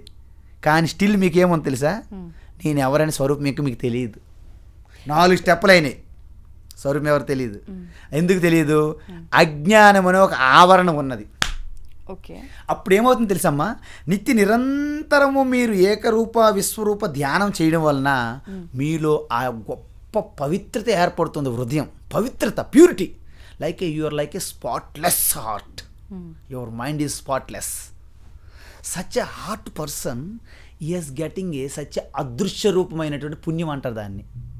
అప్పుడు ఈశ్వరుడు మీకు కృప మీ అంతఃకరణంలోనే కలుగుతుంది. దానివల్ల ఏమవుతుంది తెలుసా? ఒక మంచి తత్వం దర్శించినటువంటి వ్యక్తి మీకు తారసపడేటట్లు చేస్తుంది universal Shakti. That is called Guru. Who ever maybe. ఆడు ఆటో డ్రైవర్ అవ్వచ్చు, వాడు వంట మాస్టర్ అవ్వచ్చు, వారు ఎవరైనా అవ్వచ్చు. అవును. పూలు అమ్మిన ఆవిడ అవ్వచ్చు, టమాటా పండ్లు అమ్ముకున్న ఆవిడ అవ్వచ్చు, ఎవరైనా అవ్వచ్చు గురువు. కొన్ని సందర్భాల్లో అంటారు కదా, అంటే దేవతలాగా వచ్చారు, అదే నాకు ఇలా జరిగింది, అదే జరగాల్సింది అలా ఎవరైనా రావచ్చు అంటున్నా. గురువు అనేది ఏదో కాషాయం వేసుకున్న గురువు అని కాదు ఇక్కడ నేను చెప్పింది మీకు, మరొకసారి గుర్తు చేస్తున్నా. అప్పుడు ఆ గురువు అనే అంటే బ్యాలెన్సింగ్ అనమాట. యు ఆర్ యోగ్యత, కాబట్టి మీకు మీ అజ్ఞానం తొలగించి మీ స్వరూపాన్ని చూపెట్టాలి. ఎలాగైతే అద్దం మీద డస్ట్ ఉందో తుడిచి మీ ముఖం చూసుకునే విధంగా, ఎలాగైతే మేఘాలు కప్పి ఉన్నటువంటి సూర్యుడికి ఆ యొక్క గాలికి మేఘాలు వెళ్ళిపోయిన తర్వాత సూర్యుడు ఎలాగైతే కనిపిస్తాడో ఆ విధంగా మీకు వచ్చి స్పష్టమైన మీ స్వరూపం ఏమిటి, ఈశ్వర్ అంటే ఎవరు, ఈ జగత్ అంటే ఏమిటి ఒక్కసారి చెప్తారనమాట. ఎలా చెప్తారు? ఉదాహరణ చెప్తాను నేను. సముద్రం తీసుకోండి. సముద్రంలో కెరటాలు, అలలు, బుడగలు ఉన్నాయి, అనేక రకములు. అదంతా నీటి ప్రపంచం అనుకుందాం. ఒక్కొక్క బుడగ తీసుకుంటే ఒక్కొక్క జీవి అనుకుందాం. సముద్రం అంతా కలిసి వాటికి ప్రభు అయినటువంటి ఈశ్వర, నీటి ఈశ్వర. ఇది ఉదాహరణకి. ఇప్పుడు చూడండి, కెరటము ఒక్కటి తీసుకొని చూడండి, దాన్ని పరిశీలించండి. దాని సారం ఏమిటి? చివరికి H2O అంటే ఏంటి? నీరు. మరి కెరటాలన్నీ కలిపిన వాటి సారం ఏమిటి? నీరు. మరి సముద్రం యొక్క ప్రతి జలం యొక్క సారం ఏమిటి? నీరు. నీరు రూపంగా అంతా ఒక్కటే. కానీ చూస్తే అన్నీ ఒకటి అనిపించవు. కెరటం వేరు, అల వేరు, బుడగ వేరు, మీరు వేరు, నేను వేరు, ఈ మైకి వేరు, అన్నీ వేరు. కానీ ultimate the existence, the consciousness, the bliss absolute is the one. That is called సచ్చిదానంద చిదానంద రూప వన్. అనేక రకాలు కానీ ఏకం ఒక్కటి. పూస అనేక రకాలు ఉంటాయి, తాడు ఒకటి. అనేక ఆకారాలు ఆవులు ఉంటాయి, పాలు ఒకటే. ఈ విధంగా తెలుసుకోవాలి. ఈ విధంగా తత్వము స్పష్టంగా బోధిస్తారనమాట. ప్రతి ఒక్కటి కారణం లేకుండా కార్యం రాదు, ప్రోడక్ట్ రాదు. మట్టి లేకుండా కుండ రానట్టుగా. రెండో పాయింట్, ఆ మట్టే కుండగా కనిపిస్తుంది తప్ప కుండ వేరేగేం లేదు. కలిమిలేములు కష్ట సుఖాలు కావడిలో కుండలనే భయమేలోయి, కావడి కొయ్యేనో కుండలు మొన్నేనో. కావడేం లేదక్కడ, కావడని మీరు అన్నారు, మీ పేరు పెట్టారు లేబులు, ఓన్లీ కొయ్యి. అది కుండలు ఎక్కడ ఉన్నాయి? కుండలు మట్టేగా అని అంటున్నాడు తత్వవేత్త. మన కుండలు కావిడి, ఈ కావిడిలో కుండలు మొయ్యలేక సంసారము భారము, సంసారం ఒక చదరంగం అని మీరు పాటలు పాడుతున్నారు. ఇది విచిత్రం అనమాట. మీకు అర్థమవుతుంది కదా? ఇది ఇలా జరుగుతుంటుంది అనమాట మన సినిమా. ఇదంతా సినిమాయే నిజం చెప్పాలంటే. మనకి గురుదేవ్ శివానంద్ అంటారు, ఈ జగత్ అనేది మీకు కల్పించావు, ఈ జీవుడని నువ్వు కల్పించావు. జగత్ కల్పన, జీవ కల్పన, ఆల్ దిశ కల్పన, దీర్ఘ స్వప్న, all the jalam, all the juggler deeds, all this Maya thought, all this Maya street. Nothing exists, nothing belongs to you. You are neither mind nor body. Immortal self you are, Shiva. Nothing exists, nothing belongs to me. I am neither mind nor body. Immortal self, Shiva I am. ఇది చెప్తారు మహాత్ములు. మనకేం అర్థమవుతుంది? ఏం అర్థం కాదు. దానికి మీరు పొందాలంటే ఏం చేయాలి? నిరంతరం ఈ తత్వముతో మమేకమవుతూ సత్సంగం చేస్తుండాలి. ఎందుకు? సత్సంగాత్వే నిస్సంగాత్వం, నిస్సంగాత్వే నిర్మోహాత్వం, నిర్మోహాత్వే నిశ్చలతాత్వం, నిశ్చలతాత్వే జీవన్ముక్తి. అంటే చనిపో అక్కర్లేదు, ఈ శరీరంలో ఉన్నప్పుడే మీరు మోక్షం. మరి మనం శివుడు అనంటే భగవంతుడికి ఇవన్నీ కర్మలు ఎందుకు అంటుతాయి? మరి మనకి కర్మలన్నీ ఎందుకు అంటుతున్నాయి? ఎందుకు అనుభవిస్తున్నాము? ఎందుకు ఇక్కడే కొట్టుమిట్టాడుతున్నాము? అంతా ఒకటే అని తెలిసి కూడా మరి ఇప్పుడు భగవంతుడు అనేది మీకు అర్థమైందా లేదా? అర్థమైంది. నీరుగా అనుకున్నాం, నీరుగా దానికి ఎటువంటి కోట్లాట్లు పోట్లాట్లు లేవు. కానీ అలాగా నేను అనుకున్నప్పుడు, నేను అలా అనుకున్నప్పుడు కొట్టేస్తుంది, ఆ పెద్ద కరెక్ట్ మంచి కొట్టేస్తుంది. వాళ్ళందరూ ధనవంతులు, వాళ్ళందరూ బలవంతులు, మమ్మల్ని కొట్టేస్తున్నారు. మేము సంసారంలో ఉన్నామని ఎవరు గోల పెడుతున్నారు? కెరటాలుగా భావన చేస్తున్న వాళ్ళు. నేను నీరు అనుకుంటే మీకు బాధపడుతుందా? మనం కూడా పరమాత్మను అనేది మరిచిపోయి ఈ శరీరము మనసు బుద్ధికి నేను తగులుకొని నేను ఇవన్నీ చూపెట్టుకుంటున్నాం. సో ఇక్కడ పడుతున్నాం కాబట్టి దీనికి జరిగినట్టు వికారాలు పరమాత్మ కలగట్లేదమ్మా. పరమాత్మ ఎలాంటిదంటే ఈ లైట్ ఉంది కదమ్మా, ఈ లైట్ వెలిగిస్తూ ఉంటుంది. ఇందులో మంచి కార్యక్రమాలు చేసినా లైటు ప్రకాశింపజేస్తుంది, చెడు కార్యక్రమాలు చేసినా ప్రకాశిస్తుంది. లైట్కి ఏమైనా అంటుతుందా? అదేవిధంగా పరమాత్మ అనే ఈ లైట్లో మనసు పని చేస్తుంది, మంచి ఆలోచన చేస్తుంది, చెడు ఆలోచనలు చేస్తుంది. ఈ మంచి పరమాత్మకు అంటదు, చైతన్యం అంటదు, ఈ చెడు చైతన్యం అంటదు. ఇప్పుడు మీకు ఒక చిన్న ఉదాహరణ చెప్తాను. ఫైనల్గా మీకు 4 మెట్లు చెప్పాను. ఏకరూప అనేక రూపం చెప్పాను. ఏకాగ్రత, విశాలత వచ్చింది, చిత్త విశాలత. చివరికి నేనెవరు అనే తత్వం చెప్పాలి. మీరు శుద్ధ చైతన్య పరమాత్మ, అజ్ఞానం వలన మీరు సంపాదించుకున్న సంస్కారం వలన ఈ శరీరం వచ్చిందని చెప్పాను, ప్రారంధ కర్మ దాంట్లో ప్రకటమవుతున్నది. కాబట్టి మీరు అన్నీ తెలుసుకున్నారు. ఇప్పుడు మీరు ఒక 30 సంవత్సరాలు అనుకోండి, 35-40 సంవత్సరాలు మీ వయసు అనుకుందాం. ఒక 33 సంవత్సరాల వరకు మీకు మంచి అవగాహన ఉంది. 6-7 సంవత్సరాలు మనకు తెలియదు. కానీ ఈ 33 సంవత్సరాల్లో మీరు ప్రతిదీ దర్శిస్తున్న మీ ఎక్స్పీరియన్స్లో ఏమైనా మారకుంటే ఏమైనా ఉందా? ఈ సృష్టిలో, ఈ సమాజంలో అన్నీ మారిపోతుంది. కానీ ఒకటి గుర్తించాలి, మీరు మారుతున్నదని మీకు ఎలా తెలుస్తుంది? మారుతున్నటువంటి అన్నిటినీ మనం గమనించాలంటే మారకుండా ఒకటి నిలిచి ఉండాలి, అప్పుడే గమనించగలం. ట్రాఫిక్ వెళ్తుంది, ట్రాఫిక్ పోలీస్ మధ్యలో ఉంటాడు, ఆయన కూడా కారులో వెళ్ళిపోతాడు అనుకోండి, ట్రాఫిక్ ఎట్లా తెలుస్తుంది? ఆయన కదలకుండా ఉండాలా వద్దా?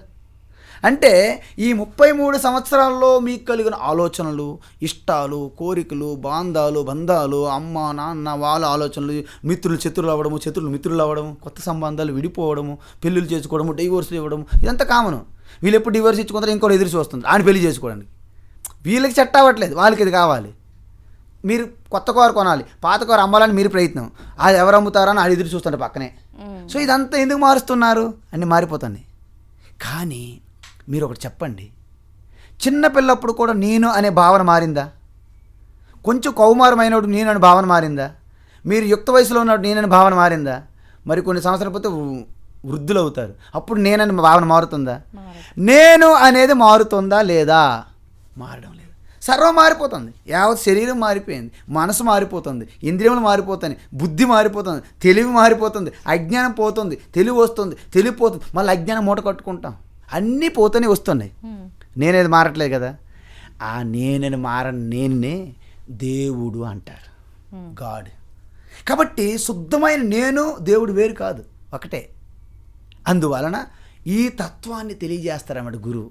ఇది తెలుసుకుంటే, మరి తెలుసుకుంటే అంటే అందరూ మోక్షం పొందిపోవాలి కదా, ఎందుకు ఈ బాధలు అని అనొచ్చు మీరు. తెలుసుకుంటాం, కానీ మనం దాన్ని జీర్ణించుకోవట్లే, ఒక సైడ్ పెట్టుకుంటాం. ఇది మన యూనివర్సిటీ విద్యలాగా, నాలెడ్జ్ లాగా.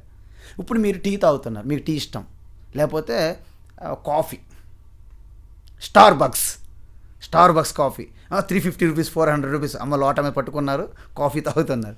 దాంట్లో షుగర్ అడిగారు మీరు, అమ్మగారు వేసారు, అడుగు భాగంలో ఉంది, మీరు తాగారు, చప్పగుంది షుగర్, మళ్ళీ ఒక స్పూన్ వేసారు, మళ్ళీ తాగారు, చప్పగుంది, ఇంకా చప్పగుందండి అంటారు. ఆవిడ లాస్ట్కి వచ్చి చిరాకు పడి వచ్చి ఆ కాఫీ తీసుకొని స్పూన్ పెట్టి వెళ్ళి తాగాను, స్వీట్ ఎక్కువైపోయింది. మరి ఇంతకుముందు ఏమైంది? షుగర్ అంతా స్టాక్ ఉంది లోపల. ఈ జ్ఞానము ఇవన్నీ విన్నారు మీరు, పక్కన స్టాక్ పెట్టుకున్నారు బ్రెయిన్ సెల్స్లో. Nothing useful. జ్ఞానమే, గీతే, మన రాతే.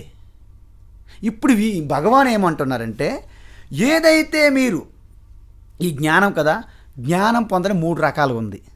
3 స్టెప్స్, 3 రకాలు కాదు, 3 మెట్లు ఎక్కాలి జ్ఞానంలో.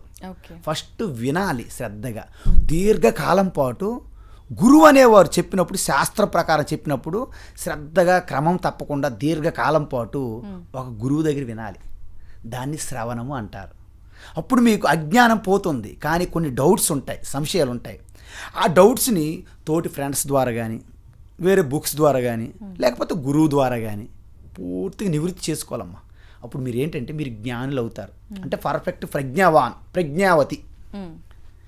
మీకు నాలెడ్జ్ ఉంది, బట్ నాలెడ్జ్ ఏంటి? అవసరమైన ఉపయోగపడట్లే. జ్ఞానం అయితే ఉంది, చాలా జ్ఞానవంతులు కూడా చాలా ఇబ్బందులు పడుతుంటారు. మీరు వినండి, కోపం అవుతుంటారు, ఈ జ్ఞానం అంటాడు, పండితుడు అంటాడు, ఇంత కోపం అనిపిస్తుంది మీకు. అంటే అర్థం ఏంటంటే వారిలో ప్రజ్ఞ ఉంది, కానీ వారికి అవసరమైనప్పుడు ఉపయోగపడట్లేదు. దీన్నే కర్ణ విద్య అంటారు. ఏ విద్య అంటారు? కర్ణుడు విద్య. కర్ణుడు మొత్తం అర్జునుడికి ఉన్నంత ఇది సమానం కర్ణుడికి ఉంటుంది, కానీ యుద్ధంలో మాత్రం పనికిరాదు. ఎందుకంటే నేర్చుకునేటప్పుడు తప్పు తడకలుగా నేర్చుకోండి. ఆయన అబద్ధం ఆడి గురువు దగ్గర నేర్చుకోండి. ఆయన గురువు గారు అంటారు లాస్ట్కి, నువ్వు అబద్ధం చెప్పి నేర్చుకున్నావు కాబట్టి నీకు హయ్యెస్ట్ పరీక్ష సమయంలో నీ విద్య నీకు మర్చిపోతావు అనేసారు. చూడు ఏం చూడు ఎంత ప్రాబ్లం. మనం కూడా మన జ్ఞానం అంతా అందరూ పోటాపోటీకి సంపాదించుకుంటాం, కానీ నీకు అవసరమైన పనికి రాదు. నీ పని నీదే. వీటిని విపరీత భావనలు అంటారు. అంటే అనేక జన్మల నుంచి వచ్చినట్టు అలవాటు వాసనలు అడుభావనలు ఉంటాయి. నేను మనిషిని అని భావన వదిలిపోతాం తొందరగా. నేను ఎలాగైతే పడుకున్నప్పుడు లేచినప్పుడు నేను మనిషిని ఎంత స్పష్టంగా నాకు ఉందో అంత బలంగా నేను శివ అనేది రావాలి మీకు. దానికోసమే నిధిధ్యాసనం అంటారు. నిధిధ్యాసనం శాంపుల్ ఒకటి చెప్తా, ఒక శ్లోకం. నిర్వాణ షట్కం విన్నారు ఎప్పుడైనా? మనోబుద్ధ్యహంకార చిత్తాని నాహం నచ శ్రోత్రజిహ్వే నచ ఘ్రాణనేత్రే నచ వ్యోమ భూమిర్న తేజో న వాయు చిదానందరూప శివోహం శివోహం. నా పుణ్యం నా పాపం నా సౌఖ్యం నా దుఃఖం నా మంత్రో నా తీర్థం నా వేదా నా యజ్ఞా అహం భోజనం నైవ భోజ్యం న భోక్త చిదానందరూప శివోహం శివోహం. నా మృత్యో న శంక న మే జాతి భేద పితా నైవ మాత మాతా న జన్మ. I have no mata, no father, no pita, nothing. నా బంధు నా మిత్రం గురుర్ నో గురు నో శిష్య. మరి ఏం మిగిలింది? చిదానంద రూప శివోహం శివో. దీన్ని నిధిధ్యాసనం అంటారు. ఇది చేస్తూ చేస్తూ చేస్తే సహజమైనటువంటి స్వరూపం మీకు ఒక్కసారి అనుభూతి కలుగుతుంది. నేను ఎప్పుడు శివే కదా, నా అజ్ఞానం వల్ల ఇలాగే కింద మీద పడ్డాను అని మీరు నవ్వుకుంటారనమాట. ఓహో ఇంత అజ్ఞానం పిహెచ్డీలు చేశాను నేను, అజ్ఞానంలో నేను డాక్టరేట్లు చేశాను, I have done many PhDs in my ignorance అని మీకు అప్పుడు తెలిసినప్పుడు మీరు చెప్పుకోరు, బయటికి ఫీల్ అవుతారు. అని నేను ఎప్పుడు శివే కదా విన్నాలి అంత తిరిగా అక్కడికి ఇక్కడికి వాళ్ళ దగ్గరికి మంత్రదీక్షలు ఇవ్వండి, యజ్ఞాలు చేయండి, పూజలు చేయండి, హౌ ఫూలిష్ ఐ యామ్ అని అనుకుంటారు మీరు. That is what wonder. This is the wonder అమ్మ. ఇది అసలైన వండరాక చెప్పండి మీరు. కౌపీనంతో ఉన్నటువంటి ఋషులు యోగులు ఆనందంతో ఉంటారు. నువ్వు మొత్తం బంగ్లాలో కొట్టుకుంటే మొత్తం వాచ్మెన్లో పెట్టుకొని నీకు నిద్ర పట్టదు. స్లీపింగ్ పిల్లో వాట్ ఎక్కడ ఉంది డిఫరెన్స్? కౌపీనవంత కలు భాగ్యవంత. రమణ మహర్షి ఒక చిన్న కౌపీనం కొట్టు ఉండేది, ప్రపంచమంతా ఆయన దగ్గరికి వచ్చి ఆయన ఎక్కడికి వెళ్ళలేదు. ఇది మిరాకిలే కదా చెప్పండి. This is the miracle. ఇది హ్యాపెన్స్ టు భగవద్గీత. అప్పుడు అండర్స్టాండింగ్ అయిన తర్వాత ఇది ఏర్పడుతుందనమాట. అప్పుడు అర్జునుడు నా చేతులు ఏం చనిపోతారు, లేకపోతే వాళ్ళ చేతులు నేను చనిపోతాము, ఇంత రక్తపాతము, ఇంత హింస, హిందూ కృష్ణ పద నాకు ఋషికేశులు వదిలే, నేను సన్యాసం తీసుకుందని అంటాడు అర్జునుడు. Arjuna you are not fit, ready ఇంకా అవ్వలేదు నువ్వు అక్కడికి, నువ్వు ఇంకెక్కడే ఉన్నావు. యుద్ధములు కర్ణుడు గొప్ప నేను గొప్ప, కర్ణుడు గొప్ప నేను గొప్ప, ఇక్కడ ఉన్న ఈ ప్రపంచంలో నీకు టైం పట్టాలి. అందువలన కర్మయోగం ఫస్ట్ చెప్పాను కదమ్మా. తర్వాత భక్తి యోగం చెప్పారు, తర్వాత జ్ఞానం చెప్పారు. చివరికి అన్నాడు అమ్మయ్య కృష్ణ నాకు అర్థమైపోయింది. ఏం అర్థమైపోయింది? నేను ఆత్మస్వరూపుని. మరి ఇదేంటి ఈ ప్రకృతి ఈ ఉపాధి నాకు ఇచ్చినట్టు కర్తవ్యం జరుగుతుంది తప్ప నాకు సంబంధం ఏం లేదు. నష్టో మోహస్మృతిర్లబ్ధా త్వత్ప్రసాదాన్మయాచ్యుత స్థితోస్మి గత సందేహ కరిష్యే వచనం తవ. ఇప్పుడు నా సందేహాలు సంశయాలు మొత్తం పోయినాయి, ఐఎమ్ ఫ్రీ అయిపోయాను. నువ్వే ఆదేశం ఇస్తే ఆదేశం పాలించడానికి నాకేం ప్రాబ్లం లేదు. ద్రోణుడు ఆయనవుడు ఉపాధేగా, నా ఆత్మస్వరూపమేగా. భీష్ముడు ఆయనవుడు భీష్ముడు ఉంటేగా, ఆత్మస్వరూపమే. దాని నుంచి వెలుగుతుంది. 10 బకెట్లు నీరు ఉంది, 10 బకెట్లు చంద్రుడు ప్రతిబింబం పడుతుంది. అది చంద్రుడు 10 అయినారా? ఓహో 2 సూర్యులు ఉన్నాయి, 2 సూర్యులు లేరు, ఒకటే. నువ్వు ఎక్కడ హాస్పిటల్కి వెళ్ళాలి. కాబట్టి ఈ విధంగా తెలుసుకున్న తర్వాత అద్భుతం. అర్జునుడికి అడుగుతాడు, ఏమడుగుతావు తెలుసమ్మా? నువ్వు శ్రద్ధగా ఏకాగ్రత విన్నావా? విన్నాను. అర్థం చేసుకున్నావా? అర్థం చేసుకోను. అయితే నీ బుద్ధితో ఆలోచించి ఏది మంచిదైతే చెయ్యి. యథా ఏచ్చతి తథా కురు విమృశ్యై తదశేషేన యథేచ్చతి తథా కురు. గురువు ఎంటపడ్డమ్మా, ఇచ్చేయి ఎంటపడ్డు.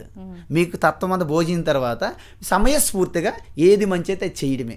ఓకే, అది వివేకవంతులు, అది హనుమంతులు శ్రీకృష్ణుడు చేసి చూపెట్టారు మనకి. హనుమంతుడు అదే చేసి చూపెడతాడు, సమయస్ఫూర్తి ఎక్కువ హనుమంతుడికి. ఓకే. సీతను తీసి చూసి రమ్మంటే ఆయన ఏం చేశాడు, మొత్తం చేసి వచ్చాడు, అవును. లంక తగలబెట్టి వచ్చాడు ఆయన. ఎందుకు, అక్కడ సిచ్యువేషన్స్ బట్టి ఆయన చెయ్యడు, ఆయన మంచోడే, కానీ ఆయనతో ఆడుకున్నారు గేమ్స్. ఆయనకి రింగ్ మాస్టర్ ఆయన హనుమంతుడు. So he has done his job. Srikrishna పరిస్థితి అంతే, రాయబారికి వెళ్ళి నువ్వు మాట్లాడి రావాయంటే ఆయన కట్టడానికి ప్రయత్నించారు. ఆయన ఏం చేస్తాడు, 2 లెఫ్ట్ అండ్ రైట్ ఇచ్చి thank you will meet in the Kurukshetra అన్నాడు. ఏమైనా అయితే జరిగింది. సో ఇదనమాట సమయస్ఫూర్తి అంటే కృష్ణ హనుమాన్లో మీకు తెలుస్తాయి. వాళ్ళిద్దరు గురువులు, హనుమంతుడు గురువు, ఓకే. శ్రీకృష్ణ గురువు, కృష్ణ వందే జగత్. జగద్గురు. అప్పుడు ఈ అద్భుతాన్ని సంజయుడు ఏమంటాడంటే, కేవలము యోగం యోగేశ్వరాత్ కృష్ణాత్ సాక్షాత్ కథయత స్వయం. యోగేశ్వర కృష్ణ, ఆ కృష్ణుడి నుంచి డైరెక్ట్గా ఆ బ్రహ్మ విద్య అర్జునుడు చెప్తుంటే నేను దర్శించి నా జన్మ ధన్యమైపోయిందని సంజయుడు చెప్తాడు లాస్ట్లో. అప్పుడు సంజయుడు ఒక మాట చెప్పాడు, యత్ర యోగేశ్వర కృష్ణో యత్ర పార్థో ధనుర్ధరః తత్ర శ్రీర్విజయో భూతి ధ్రువానే తిర్మతిర్మమ. కృష్ణార్జునులు అంటే మీలో ఉంటారు అని అర్థం. ఎవరైతే కర్తవ్యంలో ఉత్సాహంతో ఉల్లాసంతో ఉంటామో, ఎటువంటి సంశయాలు భయాలు విడిచిపెట్టి రాగద్వేషం విడిచిపెట్టి సిద్ధంగా కర్తవ్యంకి ఉంటాం. ఎందుకు, మీ తత్వం తెలుసుకున్నారు ఆల్రెడీ. మీరు నీటిలో ఉన్న తామరాకు వల్ల ఉంటారు, బురద నీరు మీకు అంటదు. బ్రహ్మణ్యాదాయ కర్మాణి సంగం త్యక్త్వా కరోతి యః లిప్యతే నస పాపేన పద్మపత్రమివ అంబస. నీటిలో ఉన్న తామరాకు వలె అంటారు. నేను ఎలా చెప్పుకుంటే టైం అయిపోతుంది, ఎందుకంటే భగవద్గీత ఈజ్ ద అల్టిమేట్ ఈ సృష్టికి. కాబట్టి ఎత్ర యోగేశ్వర కృష్ణ ఎత్ర పార్థ అంటే, ఏదైతే మనము ఈ యొక్క ప్రకృతి అంటారమ్మా, శరీరము ఇంద్రియము మనసు బుద్ధి అన్నిటికీ ప్రకృతి అంటారు. దాని వెనకొన్న చైతన్యం పురుష అంటారు. పురుష ప్రకృతి, ప్రకృతి బాగా శుద్ధమైన అంతఃకరణంతో ఏకాగ్రతతో కలిగి ఉన్నటువంటి ప్రకృతి అర్జునుడికి ప్రతిరూపము. దాని వెనకున్న బ్లెస్సింగ్ కృష్ణ. ఎక్కడ ఈ రెండు కలిస్తే అక్కడ విజయమే కదా, ఇంకేం మిగులుతుంది. ఎత్ర యోగి అలాగ అర్థం చేసుకోవాలి అంతే తప్ప మన పదండో పులోమని కురుక్షేత్రం వల్ల అక్కడ గీత చదివేద్దాం అక్కడ గీత చదివేద్దాం అంటే ఏమొచ్చేది చెప్పండి. ఇది అసలైన తత్వం, అది బయట. అందుకే ఫస్ట్ మనము బొట్టు పెట్టుకోండి అంటారు. ఇది ఎందుకు, ఇది ఆజ్ఞాచక్రం అంటారు. ఈ నేత్రముల ద్వారా మనము స్థూలమే చూడగలము, విపరీతం చూడం, భిన్నము. ఆవిడ వేరు నేను వేరు, వాళ్ళు మా చుట్టాలు, వీళ్ళు బంధువులు, వీళ్ళు పరాయి వాళ్ళు, ఇవన్నీ చూపెడతాయి ఇవన్నీ. కానీ ఈ ఆజ్ఞ చక్రం అంటే, ఆజ్ఞ అంటే ఏంటనుకున్నారు, సంపూర్ణ జ్ఞానం అని అర్థం. ఓకే. ఆజ్ఞ ఆసమంతాత్ జ్ఞ అంటే సంపూర్ణ జ్ఞాన నేత్రం. శివ 3వ నేత్రం ఇదే. అంటే ఇక్కడ నేత్రం పెట్టకూడదు, అది జ్ఞానం. ఈ నేత్రం లాంటిది కాదు, జ్ఞానం. ఈ బ్రహ్మ విద్య జ్ఞానానికి 3వ నేత్రం అంటారు. దాంట్లో ఏమవుతాయి, మీ అపోహలు, మీ భ్రమలు, మీ రాగద్వేషాలు దగ్ధమైపోయలేదా, ఆ రాగద్వేషాలు అన్నింటినీ కలిపి మన్మద అంటారు. మన్మద దగ్ధం ఎక్కడ జరుగుతుంది, మీలో జరుగుతుంది. ఇప్పుడు మీకు ఆ జ్ఞానం వస్తే, లేదు లేదు శివపురాణం విన్నాము, పార్వతి వచ్చి సేవ చేస్తుంది, పార్వతికి శివుడి కలపడానికి మన్మద రతీదేవి వచ్చేసి ఇద్దరు. ఓహో, అన్ని సినిమాలు బాగుంటాయి. ఇవన్నీ కూడా సినిమాల మీద మనము ఎంజాయ్ చేయాలి. కానీ అది నిజమని వెళ్ళిపోయామనుకోండి, మనం తప్పిపోతాం, ఎక్కడికో పోతాం, మిస్ అయిపోతాం. రామోజీ ఫిల్మ్ సిటీలో చిన్నప్పుడు వెళ్ళాము, కన్ఫ్యూజ్డ్ గార్డెన్ అనేవాళ్ళు, అందులోకి వెళ్ళి అసలు తప్పిపోయాం, బయటికి రాలేకపోయాం.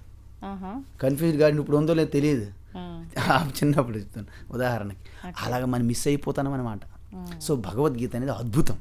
భగవద్గీత తెలుసుకుంటే మీరు కూడా శ్రీకృష్ణుడు అయిపోతారని చెప్పారు అక్కడ. ఆయన అలాగే చెప్పాడు, నేను ఎలాగైతే లీలలు చేస్తానో మీరు లీలలు చేస్తారని చెప్పాడు.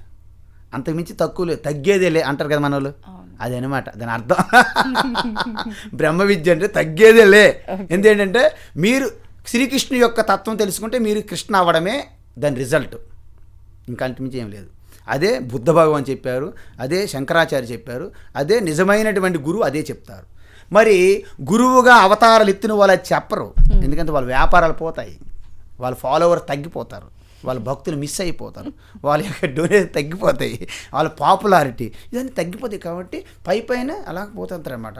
మీరు ఇచ్చేయండి, ఈరోజు ఇంపార్టెంటు, పలాయన టైము, పలాయన ప్లేసు, పలాయన రేవు, పలాయన దగ్గర పడుకోవాలి, 9 రాత్రులు పడుకుంటే నువ్వేగా. ఒక అజ్ఞానిలు 9 రాత్రులు పడుకుని వచ్చినాడు కాశీలో, ఏమైనా అజ్ఞానిగా మిగిలాడు, ఏమవుతాడు? 9 రాత్రులుగా 90 రోజులు పడుకున్న ఏమైపోద్ది? మీ లోపల మార్పు లేదు. మీరు కైలాస మానసరం వెళ్ళినా ఇదే మనసు వెళ్తుందిగా, ఇక్కడ మార్పు రావాలి. మనకు వార్తలు సరిగ్గా రావట్లేదంటే ఓ కింద మీద అక్కడ రిలీజ్ అయినాయి వార్తలు, ఈ రేడియోలో ప్రాబ్లం. ఇక్కడ సెట్ చేయకుండా మనం రేడియో స్టేషన్ మీద కంప్లైంట్ ఇచ్చేస్తాం వెళ్ళి, ఎందుకంటే మన చుట్టం ఎవరో ఏసీ ఉన్నారని. అది న్యాయమా? అన్యాయం ఇది. కాబట్టి మనలో మన నట్స్ లూజ్గా ఉన్నాయి, కొంచెం సెట్ చేసుకోవాలి, బిగించుకోవాలి. Just tighten our bolts and nuts, everything will set right. Hari ఓం తత్సత్. నిజంగా అంటే భగవద్గీతని ఆచరించడం తెలుసుకోవటం వల్ల అయిపోయింది. ఏముంటుంది అనేది మిగిలిన లేదమ్మా. నాకు ఇన్ని శ్లోకాలు వచ్చు, నా చదవడం రాదు, నా సంస్కృతం రాదు, ఇవన్నీ నన్ ఆఫ్ ది బిజినెస్. అంతే అంతే. ఒక్కటి మీరు పట్టేశారు అనుకోండి, అయిపోయింది మీ పని. ఇంక గీత టీచర్లు, స్వాములు, సన్యాలు కానీ బెటరు. ఎందుకంటే ప్రాక్టికల్ ఈజ్ ఇంపార్టెంట్.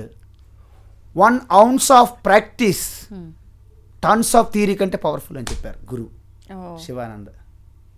ఇలాగే నాకు మీకు సెలవిస్తే అద్భుతం అండి, హరి ఓం. ధన్యవాదాలు. హరి ఓం. మరి అందుకే మేము మిగతా స్వాములు గురువులతో ఐఎమ్ నాట్ ఏ గురువు, అది నా మెయిన్ రిక్వెస్ట్. నేను గురువు కాదు, సత్యాన్ని మీ ముందు ఉంచడానికి ప్రయత్నిస్తుంటాను అంతే. హరి ఓం. తవ్వండి, తవ్వుతున్న శివలింగం. పరమాత్మకు జీవా సరే దాన్ని అట్లా కప్పేసేయండి, చూపించదండి. Krishna is there. మూర్తి పూజ కాదు, సాక్షాత్ బ్రజేంద్ర నందన భగవాన్ ఉన్నారు మూర్తిలో. ఏమీ ఆశించకుండా ఆరాధించే వాళ్ళు కూడా ఉన్నారా ప్రభుజీ? నిజమైన భక్తి అంటే మనకు తెలియదు కాబట్టి